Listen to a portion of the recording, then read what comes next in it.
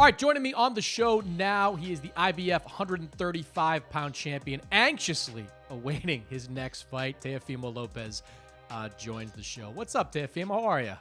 Doing great, feeling like a champ. I'm excited. So you were just telling me off air, you just got back from New York, and last we saw you in New York, you were shooting a video in front of Madison Square Garden, just reminding Vasily Lomachenko that was the spot that you were supposed to fight and that you were still ready to go. What was going on there? Oh yeah, man. I had swung out there in the city, and oh man, seeing Madison Square Garden, I was like, that's where we were supposed to be at, and that's where we were supposed to fight. So I was like, you know what? Let me grab a video. Let him know, this is where everything was gonna happen.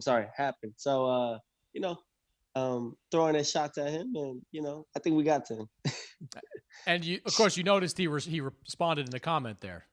Oh yeah, I saw that. I think he needs to do better though. I think he needs to talk to one of his guys from his social staff to hit with a better comeback.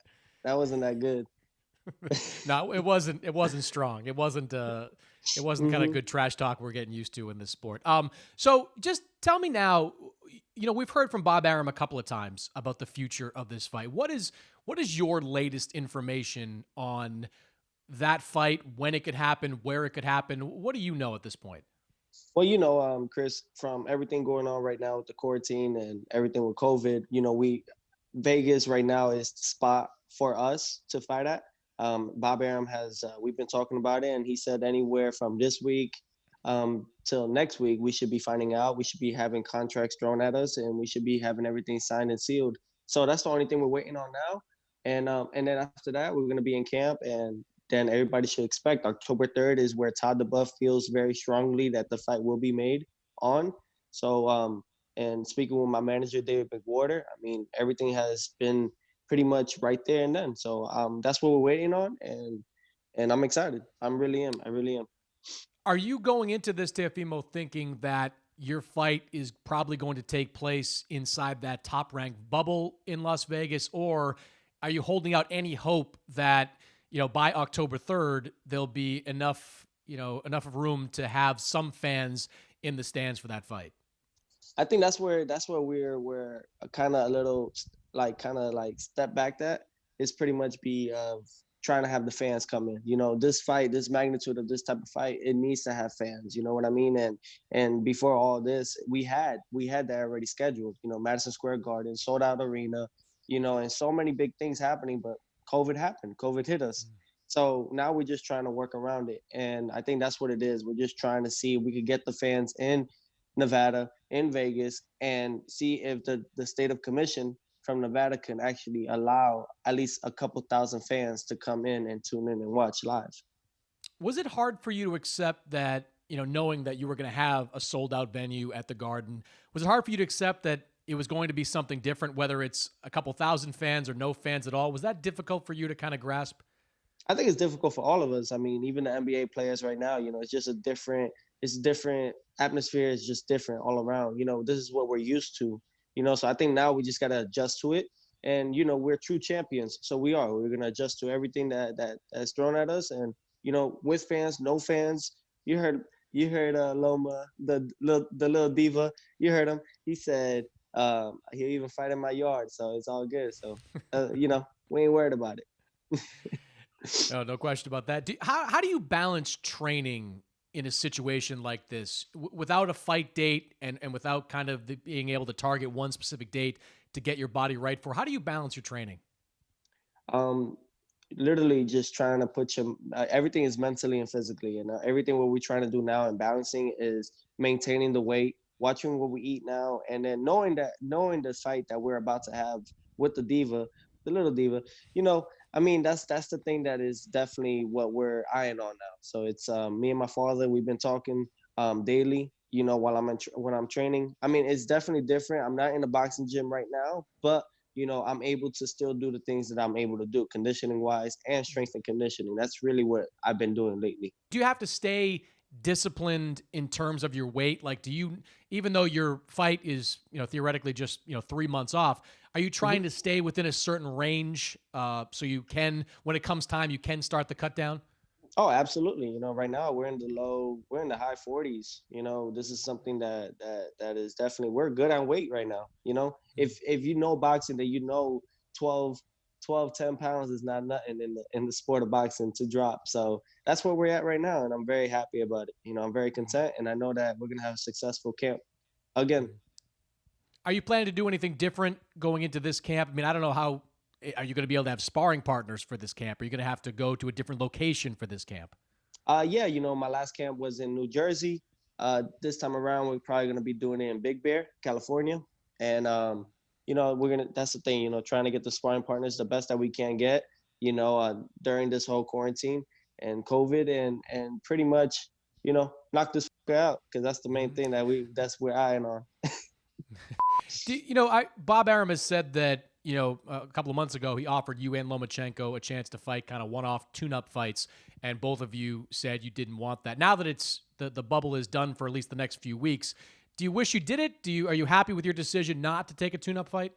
Oh no, I'm happy, and I'm very content with that. That's one fight that we were definitely definitely putting our mind into, and that was the fight that we said that would be made in 2020. So that was my next fight. That was my pretty much my, how can I say, my first priority. It was making that fight happen, and with everything that happened and occurred, but we told Bob, and I told him straight up. I said, hey, I'm not gonna have a tune-up fight. He is my tune-up fight. And that's really what it was. When you, with all this time off, I mean, do you watch a lot of his old fights? I mean, do you do anything with all this time? Do you do anything to prepare even more for this fight? Honestly, I'm not gonna lie. I am definitely, my hands have been itching more. I've been wanting to go back in the ring and fight. So I think, honestly, watching Tuesdays and Thursdays of Top Rank and ESPN throwing out the shows for, pretty much in the bubble. I've been watching that, and it's been making me pretty much anxious. Yes, so throwing out a video like that, throwing shots at the Diva and everything. I mean, it was great. It was great doing it, and just want to make this fight happen for all the fans and for myself. What did you think of the 2 months Top Rank spent with those bubble shows? I think it was fantastic. I think it definitely different. That's for sure. Definitely different. You could hear. I mean, you could definitely hear the fighters actually throwing their punches and everything that they're doing. You could hear the coaches on their side clearly, and definitely you could tell it's quiet. It's quieter. They have this thing with the "hear me cheer now" and stuff like that. So kind of have some fans to throw out there, and so you can hear them too. But overall, I think that it's definitely different. But if all the fighters could do it and they're not complaining, why should we? When you see how many fights that Top Rank lost because of coronavirus, I mean, Jamel Herring twice had to cancel his fight because of positive tests. Has that made you take any more precautions in kind of your day-to-day life to make sure that you don't get affected by that? Oh, absolutely. Just to see uh, him, one of the, he's a world champion and everything, and to know that he was so close to fighting again, and boom, get hit with positive testing. Mayer. I mean, there was other athletes in there. You know what I mean, and even coaches. So yeah, bring um, it definitely does bring some type of light where you're like, whoa, I definitely got to be cautious here. This is the real thing. And with me, as a fighter having asthma and everything, it definitely is very scary. Yeah, I mean, pre-existing kind of condition that could certainly potentially affect you adversely. I mean, do you try to stay in as much as possible? I mean, we know in that video you posted, obviously wearing a mask. New York City is one of the most one of the cities that are very strong on people wearing masks. I mean, there are other things you try to do specifically try to not, put yourself in harm's way. Just keep our, practice social distancing and pretty much wash our hands as many times as we're able to around when we're around outside and we're not home, and that's really it. The main thing is don't touch your face. We're just following protocols. Me as an athlete, we have to, I'm pretty sure all the athletes around the world, we're trying to do our best, and that's all we can do. Everyone outside of it, we want them to participate as well. There is some out there doing it, and there's some that are not, and but eventually, I hope this all blows over and we're able to have the fans come back. We're able to bring all the sports back in a normal schedule, and just pretty much have just a great show and a great year. You talked about your weight being good for this fight. Do you still look at this fight as being your last at 135 no matter what? Or if something big comes along, whether it's Tank Davis or Ryan Garcia, if something big comes along, would you stay at 135 for one more fight? Oh, absolutely. I think that with the Richard Comey fight, I made weight so very, very, very easy. And I didn't expect it to be that easy.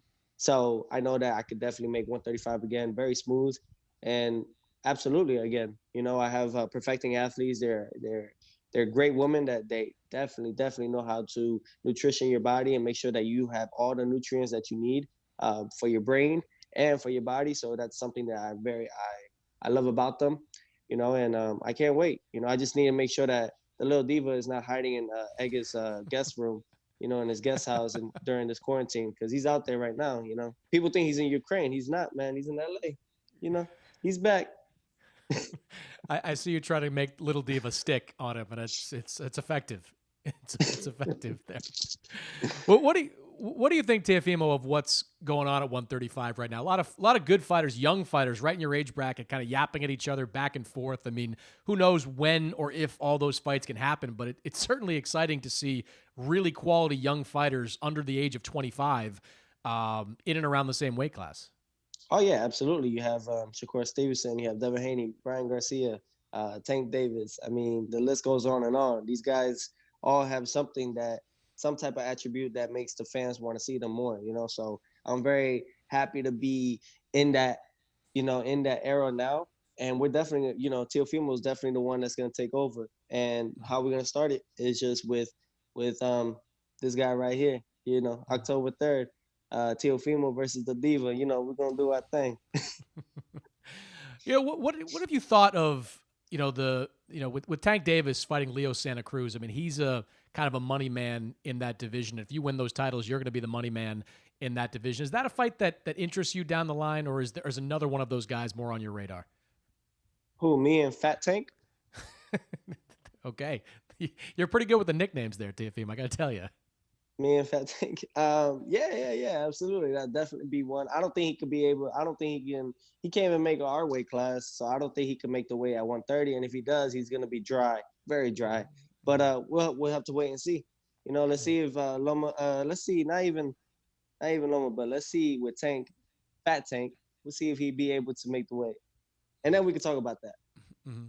So let me ask before I let you go. A lot of people kill time in different ways during this pandemic, whether it's watching Netflix all day. I mean, you obviously work out every day to try to keep yourself in shape, but that probably leaves like 18 hours left in the day to figure out what to do. You're down in Arkansas right now. What does Teofimo Lopez do to kill the time when you can't go out and about that often?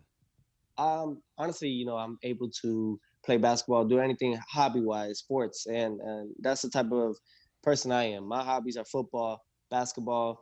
Tune into Tuesdays and Thursdays when they had Top Rank had those boxing shows going on. Boxing is back. Now that NBA is back, that's something I'm definitely going to be tuning in now. And I'm very excited about that. It's been a long time since we had sports. And for someone that does sports all the time, I'm very excited about it. And it's a great turnaround. And I could definitely see the light at the end of the tunnel. So, and pretty much puzzles, anything to keep my mind sharp. And on top of that, just enjoying the outdoors and enjoying the time that I do have with my wife and my family. As someone that has watched this week NBA games behind closed doors for the first time, that's weird too. Let me tell you, it's very strange to see, the PA announcer say, "Please welcome the Brooklyn Nets," and nobody cheer for them. It's a very strange. The new reality, Teofimo, is very strange out there right now. I bet it is, but hey, I mean, if they could do it, we all could do it. You know what I mean? So that's the thing. I think what we come to terms is that it may not be like this the whole time. I think we might find that light at the end of the tunnel for sure. Let me ask you real quick. You mentioned that hopefully in the next week or so you're going to get some contracts for that Lomachenko fight. Are you anticipating that process will go smoothly? Are you expecting any speed bumps when it comes to what a new contract will look like?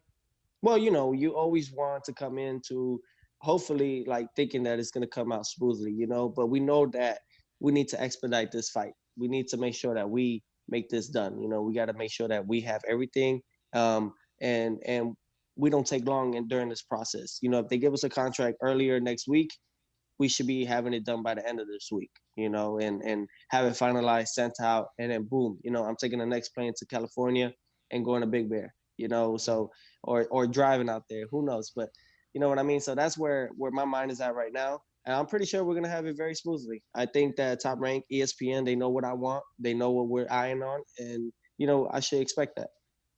Yeah, I hope that works out, and hopefully it all comes together very quickly so you can have a big fight to announce on October 3rd. Teofimo, glad to see you're staying safe out there, man. Hopefully next time we talk, it's going to be days in advance of the biggest fight of the year, you versus Lomachenko in Las Vegas, man. Good luck out there, man, and thanks for joining me. Thank you so much for having me, and see you soon, Chris.